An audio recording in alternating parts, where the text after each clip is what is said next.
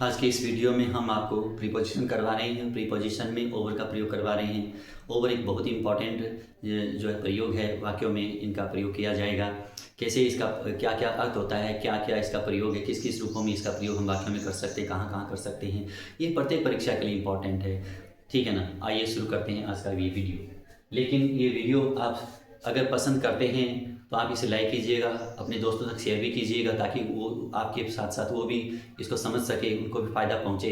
ठीक है ना। और चैनल को सब्सक्राइब कर लीजिएगा आने वाले अधिक से अधिक वीडियो पाने के लिए। आइए शुरू करते हैं। तो आज का जो ओवर का जो प्रयोग है, यानी कि ओवर का प्रयोग हम कहाँ कहाँ पर कर सकते हैं। ओवर का प्रयोग है ऊपर के अर्थ में कर सकते हैं। ओवर का प्रयोग हम ऊपर के अर्थ में कर सकते हैं। ओवर का प्रयोग हमसे ज़्यादा बताने के लिए कर सकते हैं। ओवर का प्रयोग हम से बढ़कर बताने के लिए कर सकते हैं। ओवर का प्रयोग हम उस पार होने को बताने के लिए कर सकते हैं। तो आज का पहला है, जैसे मान लीजिए अगर कहना पड़े कि वह 20 वर्ष से ज़्यादा है, यानी कोई लड़का है और कहना पड़े कि वो 20 का बताया जा रहा है, लेकिन वो 20 का ज़्यादा लगता है, यानी वो 20 से वो ज़्यादा है, ये बनाना है। कैसे लिखेंगे इसको? He is over he is over 20 he is over 20 years. वह 20 वर्ष से ज़्यादा है। ठीक है ना। वह 20 वर्षों से ज़्यादा है। He is over 20। हम ईयर्स लिखें तो ठीक है, नहीं लिखेंगे तो भी चलेगा। ठीक है ना। ही इज़ ओवर 20, वह 20 से ज़्यादा है। अगला देखिए। अब जैसे मान लीजिए अगर कहना पड़े कि तुमसे बढ़कर कोई नहीं है, यानी भगवान से बढ़कर कोई नहीं है, तुमसे बढ़कर कोई नहीं है, यानी आपसे बढ़कर कोई नहीं है, तो इसको कैसे लिखा जाएगा ओवर के साथ? जैसे मान लीजिए अगर लिखना पड़े तो there is no one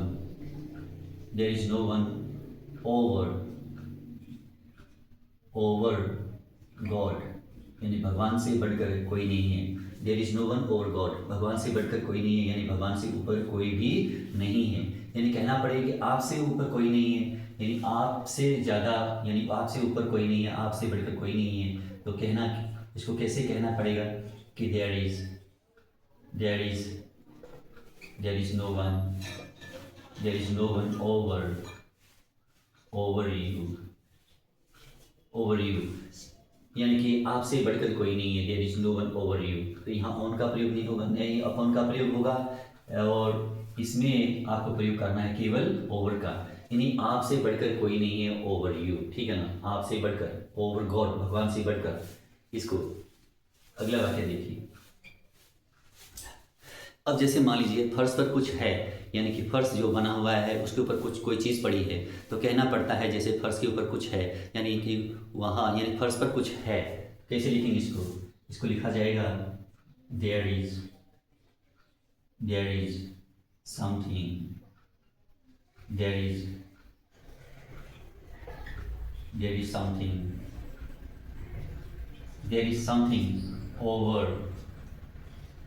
over the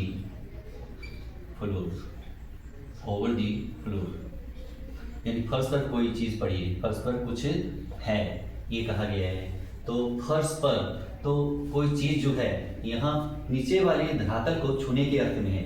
over का प्रयोग हम निश्चित ऊंचाई के लिए करते हैं, और इसका जो प्रयोग है निश्चित ऊंचाई के लिए करते हैं, लेकिन कभी कभी यह धरातल को छूने के लिए भी इसका प्रयोग हम करते हैं। तो ये धरातल को छुआ हुआ है, फर्श को छुआ हुआ है, फर्श के ऊपर है कोई चीज़। ठीक है ना। तो यहाँ ऑन का प्रयोग नहीं करना है, ओवर का प्रयोग करना है। ठीक है ना।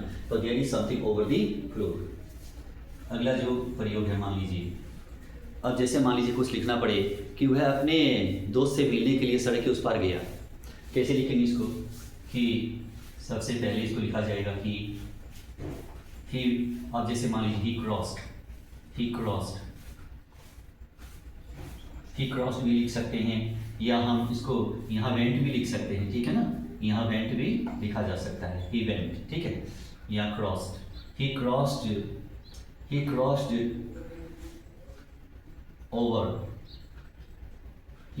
Over the road.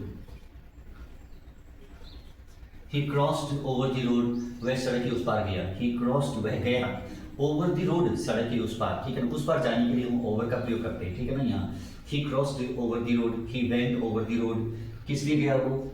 अपने दोस्त से मिलने के लिए।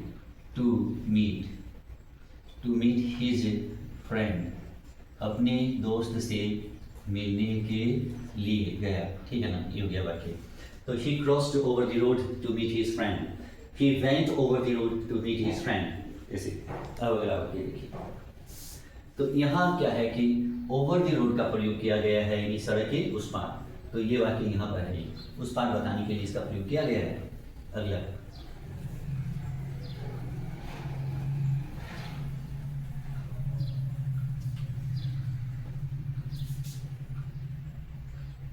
अब जैसे मान लीजिए हमें कहना पड़े कुछ लोग छोटे छोटे मुद्दों पर लड़ते हैं, कुछ लोग जो हैं छोटे छोटे मुद्दों पर लड़ते हैं, लड़ने के लिए हम ओवर का प्रयोग करते हैं। कुछ लोग, तो क्या लिखेंगे इसको, some people, some people quarrel, quarrel, some people quarrel, कुछ लोग लड़ते हैं, over, over petty issues, issues meaning मुद्दे, और petty मीनिंग छोटे छोटे। some people quarrel over petty issues, कुछ लोग छोटे छोटे मुद्दों पर लड़ते हैं, ठीक है ना, यहाँ मुद्दों पर, यानी कि आप देखिएगा कि समझना ये है कि क्यूरल एक ऐसा वर्ब है, यानी ऐसा बेस वर्ब है ये, इसके तुरंत में हम ओवर का प्रयोग करते हैं। अगर मान लीजिए क्यूरल है तो ओवर लगाइए, quarrel over, quarrels over, quarrelling over, quarrelled over, ऐसे हो जाएगा। तो ये वर्ब बदलता रहेगा, ठीक है, ये टेंस के अकॉर्डिंग बदलता रहेगा, क्योंकि फिनाइट वर्ब है, बदलता रहेगा। लेकिन आगे जो ये प्रीपोजिशन है ओवर का, ये जो का त्यों बना रहेगा, ठीक है ना, क्योंकि क्यूरल ओवर होता है, हमेशा ध्यान रखिएगा। अगला जो प्रयोग है, अब जैसे मान लीजिए हमें लिखना पड़े यूं ही खेल समाप्त हो जाएगा हम घर चले जाएंगे, यूं ही खेल समाप्त हो जाएगा हम घर चले जाएंगे। तो कैसे लिखा जाएगा कि यहाँ क्या लिखेंगे, वी विल, वी के साथ सेल का भी प्रयोग होता है, और थोड़ा सा दबाव देने के लिए हम विल का प्रयोग करते हैं, ठीक है ना। We shall go, we shall go home, हम घर चले जाएंगे, ठीक है ना, ज्यों ही खेल खत्म हो जाएगा, ठीक है ना। तो इसको कैसे लिखेंगे, वी विल गो होम, हम घर चले जाएंगे, as soon as the game, as soon as the game is over, over का मतलब होता है समाप्त हो जाना, खत्म हो जाना, ठीक है ना। समाप्ति के लिए भी हम ओवर का प्रयोग करते हैं, फिनिश, जैसे फिनिश मीनिंग समाप्त करना, पूरा करना, कंप्लीट मीनिंग पूरा करना, समाप्त करना। तो वैसे ही हम ओवर का प्रयोग है खत्म करने के लिए, किसी चीज़ को समाप्त करने के लिए ओवर का प्रयोग करते हैं। कि ओवर मीनिंग समाप्त भी होता है, समाप्त यानी खत्म। तो वी विल गो होम, हम घर चले जाएंगे, as soon as the game is over, जो ही खेल खत्म हो जाएगा हम घर चले जाएंगे। लिखते हैं अगला प्रयोग, जैसे मान लीजिए अब अगर हमें लिखना पड़े इस विषय पर हमारे पास कई तर्क हैं, इस विषय पर हमारे पास कई तर्क हैं, तो कैसे लिखेंगे कि वी हैव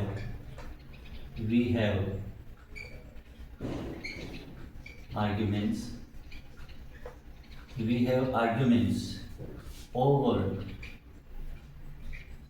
दिस, इस विषय पर, तो over this subject, over this subject, इस विषय पर हमारे पास कई तर्क हैं। वी हैव आर्ग्यूमेंट्स, यहाँ हमें आर्ग्यूमेंट्स का मतलब है कई तर्क, यानी आर्ग्यूमेंट्स एस लगने से इसका मतलब हो जाता है कई, ठीक है ना, कई तर्क। We have arguments over this subject, हमारे पास इस विषय पर कई तर्क हैं, हमारे पास इस विषय के लिए तर्क हैं। तो यहाँ ओवर का प्रयोग हुआ है, तर्क देने के लिए ओवर का प्रयोग करते हैं, ठीक है ना, इस विषय पर। तो ये लिखा गया है इसमें। चलिए अभी देखिए, अब जैसे मान लीजिए अगर हमें लिखना पड़े अहिंसा एक शत्रु पर विजय प्राप्त कर सकती है।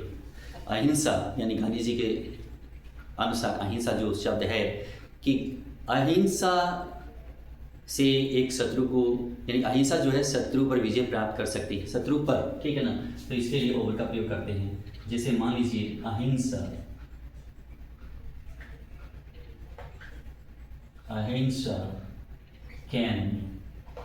अहिंसा can win over can win over an enemy,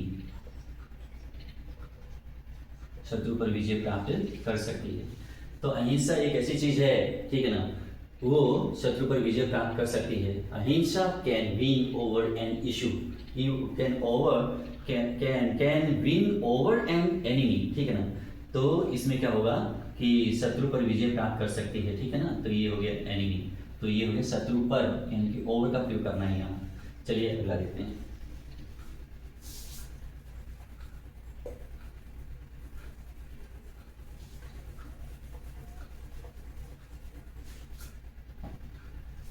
अब जैसे अगला वाक्य हम लिख रहे हैं कि हम लंच के दौरान उससे बात कर सकते हैं, हम लंच के दौरान उससे बात कर सकते हैं। तो कैसे लिखेंगे इसको?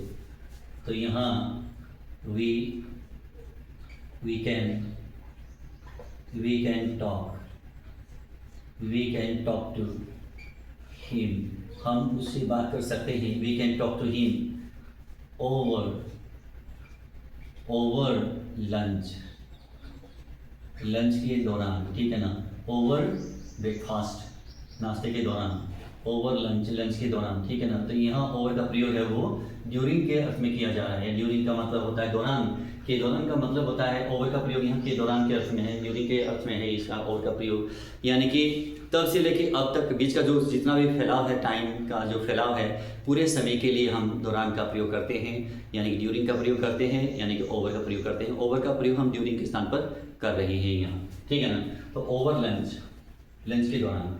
अगला जो प्रयोग मान लीजिए समझना है आपको। अब जैसे कि अगर मैं हमेशा आपको 1 घंटे से ज़्यादा पढ़ाता हूँ, मैं हमेशा आपको 1 घंटे से ज़्यादा पढ़ाता हूँ, ये लिखना पड़े। तो मैं हमेशा, तो I always teach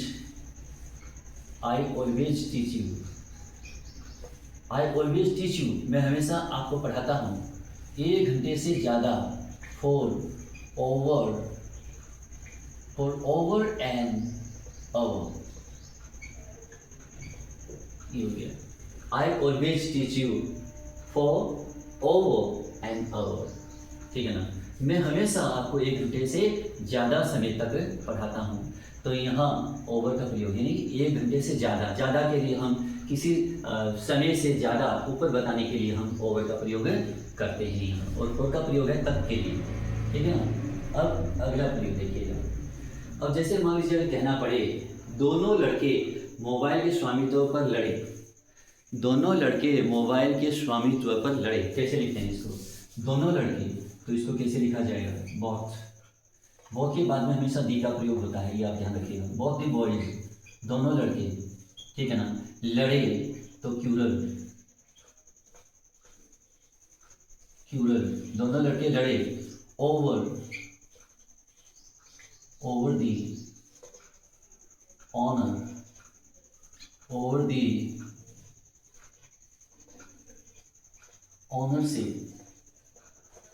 ownership of, ठीक है ना, मोबाइल के जो स्वामित्व पर लड़े। दोनों लड़के मोबाइल के स्वामित्व पर लड़े। Both the boys quarrelled over the ownership of the mobile,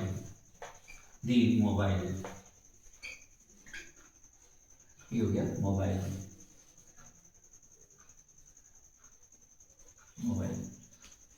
अगला प्रयोग, तो यहाँ क्या है कि ओवर का प्रयोग किया गया है स्वामित्व पर, ठीक है ना, क्यूरल ओवर, ठीक है, आपको अभी बताया है उसी तरीके से। अगला प्रयोग देखिए।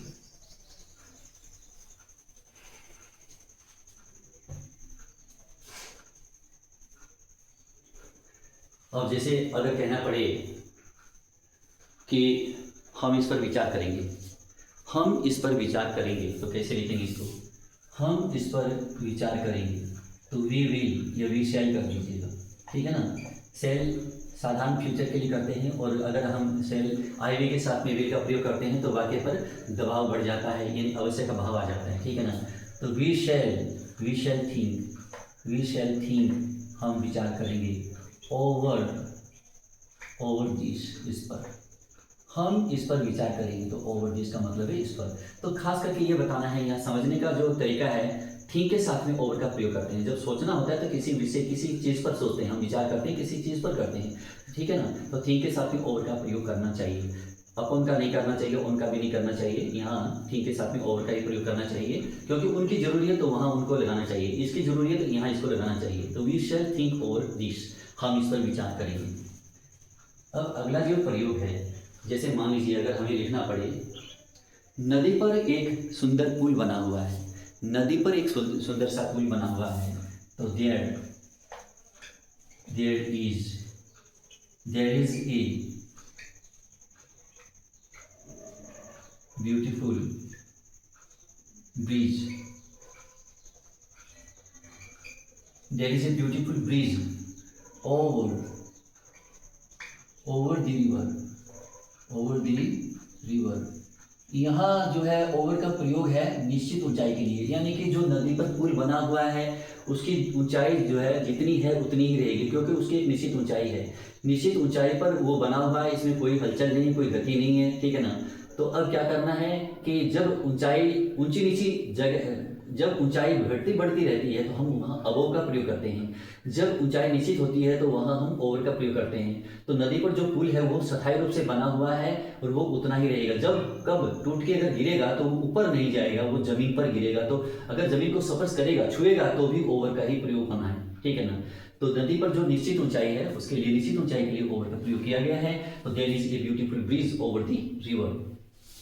अब अगला देखिए, अब इसके बाद में जैसे हमारे सिर से ऊपर पंखा घूम रहा था, यानी हमारे सिर के जो ऊपर है, यानी हमारे सिर से ऊपर पंखा जो है छत के लगा होता है, छत के लटका होता है, तो वहाँ पर वो पंखा घूम रहा होता है।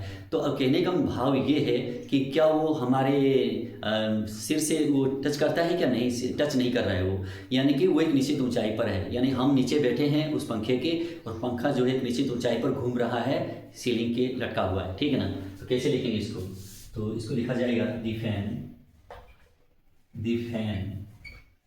द फैन वॉज मूविंग, पंखा घूम रहा था। Moving, the fan was moving over our. मेरे सिर पर तो माई हेड हो जाएगा, ठीक है ना, और हमारे सिर पर तो ओवर आवर हेड, ठीक है ना, हमारे सिर पर। तो यहाँ ओवर का प्रयोग करना है। तो the fan was moving over our head, ठीक है ना, पंखा हमारे सिर के ऊपर घूम रहा था, ये हो गया इसका। और जैसे मान लीजिए अगर कहना पड़े कि पलंग पर चादर बिछा दो, पलंग पर चादर बिछा दो, कैसे लिखा जाएगा, तो आप समझते हैं ये आलिशात्मक वाक्य है, ठीक है ना। पलंग पर चादर बिछा दो, तो बिछाने का क्या कहते हैं, सेपरेट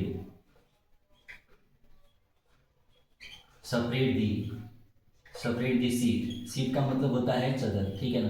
तो separate the seat over the bed, bed means पलंग, ठीक है ना। तो यहाँ पलंग पर जो है चादर बिछा दो, तो separate the seat over the bed, तो यहाँ ओवर का प्रयोग है। तो पलंग पर जब चादर बिछाया जाएगा तो वो पलंग को छुएगा, तो कुछ छूने के भाव में हम ओवर का प्रयोग करते हैं, छूने के भाव में, ठीक है ना। अगला प्रयोग देखिएगा,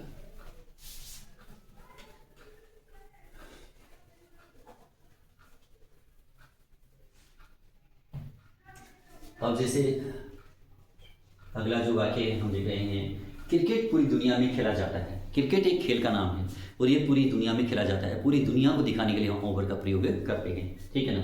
तो यहाँ कैसे लिखेंगे इसको कि क्रिकेट का नाम लिखना है। क्रिकेट एक खेल का नाम है, इसके पहले दी का प्रयोग नहीं करते हैं, आर्टिकल का प्रयोग है, डिटर्मिनर का प्रयोग नहीं करते हैं।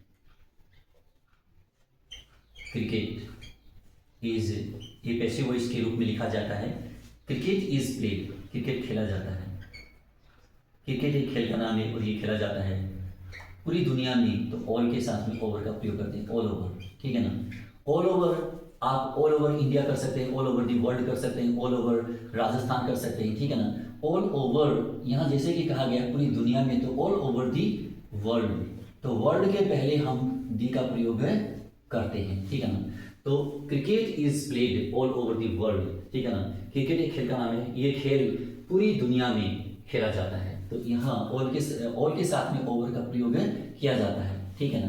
ऑल ओवर दी वर्ल्ड यानी पूरी दुनिया में, तो दुनिया में के लिए ओवर का प्रयोग यहाँ हुआ है। अब जैसे मान लीजिए अगर हमें लिखना पड़े कि उसने मेज़ पर एक कपड़ा बिछा दिया, उसने मेज़ पर एक कपड़ा बिछा दिया, तो ठीक है, तो कैसे लिखेंगे? She spread. स्प्रेड की तीनों फॉर्म एक जैसी होती है। She spread a piece, she spread a piece of cloth, piece of cloth over the table, उसने टेबल पर क्या कर दिया? एक कपड़ा बिछा दिया। कपड़े का टुकड़ा नहीं बोलना है, टुकड़ा तो पता ही है कि कपड़े का बहुत बड़े हिस्से में से उसको काट कर ही अलग किया जाता है, तभी वो चादर बनती होगी, ठीक है ना। तो ये समझने की बात है, इसमें टुकड़ा, कपड़े का टुकड़ा नहीं बोलना है। टुकड़ा शब्द ये बोलना नहीं चाहिए, लिखना जरूर पड़ेगा लेकिन बोला नहीं जाएगा इसको। तो she spread a piece of cloth over the table, यानी कि मेज के ऊपर उसने कपड़ा बिछा दिया। तो यहाँ ओवर का प्रयोग हमने किया है। अब जैसे मान लीजिए अगला प्रयोग हम करें कि पुल 1 किलोमीटर से ज़्यादा लंबा है, यानी कि लंबाई बतानी है और लंबाई में वो ज़्यादा है, ठीक है ना। तो लंबाई में वो ज़्यादा है तो ज़्यादा कैसे बताएंगे हम, ठीक है ना। पुल 1 किलोमीटर से ज़्यादा लंबा है, तो the bridge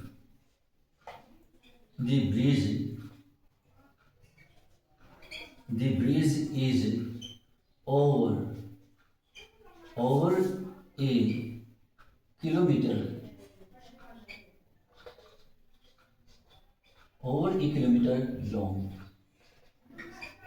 long. The bridge is over a kilometer long. पुल एक किलोमीटर से ज़्यादा लंबा है। The bridge is over a kilometer long. तो ये हो गया आपका ओवर का प्रयोग। तो मुझे लगता है कि आपको समझ में आया होगा। आज का ये वीडियो कैसा लगा आप लाइक कीजिएगा, शेयर कीजिएगा, एक बार फिर से चैनल को सब्सक्राइब कर लीजिएगा। Thank you so much.